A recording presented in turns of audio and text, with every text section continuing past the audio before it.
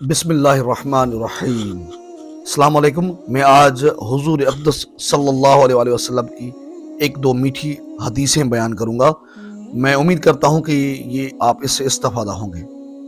حضرت جابر رضی اللہ تعالیٰ عنہ سے روایت ہے کہ طفیل بن عمر دوسی نبی مکرم صلی اللہ علیہ وسلم کی خدمت میں حاضر ہوئے اور عرض کی، اے اللہ کے رسول صلی اللہ علیہ وآلہ وسلم، کیا آپ کو ایک مضبوط قلعے اور تحفظ کی ضرورت ہے؟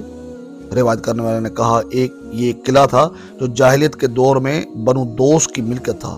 آپ صلی اللہ علیہ وسلم نے اس قلعے کو قبول کرنے سے انکار کر دیا کیونکہ یہ سعادت اللہ نے انصار کے حصے میں رکھی تھی۔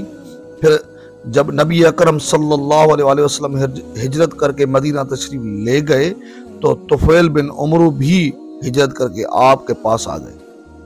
ان کے ساتھ ان کی قوم کا ایک آدمی تھا۔ آدمی نے بھی ہجرت کی۔ انہوں نے مدینے کی آب و ہوا ناموافق پائی تو وہ آدمی بیمار ہوا اور گھبرا گیا۔ اس نے اپنے چوڑے پھل والے تیر لیے اور اس سے اپنی انگلیوں کی اندرونی طرف کے جوڑوں کو کاٹ ڈالی۔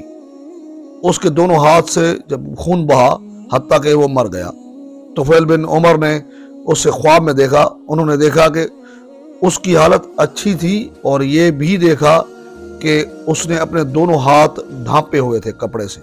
طفیل نے عالم خواب میں اس سے کہا، تمہارے رب نے تمہارے ساتھ کیا معاملہ کیا؟ اس نے کہا، اس نے اپنی نبی کی طرف میری ہجرت کی سبب مجھے بخش دیا۔ انہوں نے پوچھا، میں تمہیں دونوں ہاتھ ڈھانپے ہوئے کیوں دیکھ رہا ہوں؟ اس نے کہا، مجھ سے کہا گیا، اپنا جو کچھ تم نے خود ہی خراب کیا ہے ہم اسے درست نہیں کریں گے۔ طفیل نے یہ خواب رسول اکرم صلی اللہ علیہ وسلم کو سنایا تو رسول اللہ صلی اللہ علیہ وسلم نے فرمایا، اے اللہ اس کے دونوں ہاتھوں کو بھی بخش دے۔ یہ صحیح مسلم کی حدیث ہے، کتاب الایمان سے لی گئی ہے، حدیث نمبر 311 ہے اور یہ حدیث صحیح ہے۔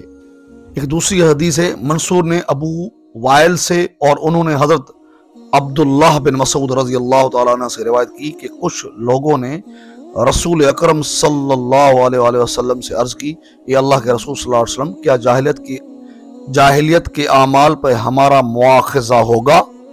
آپ صلی اللہ علیہ وسلم نے فرمایا، تم میں سے جس نے اسلام لانے کے بعد اچھے عمل کیے اس کا جاہلیت کے اعمال پر مواخذہ نہیں ہوگا، اور جس نے برے اعمال کیے اس کا جاہلیت اور اسلام دونوں کے اعمال پہ مواخذہ ہوگا۔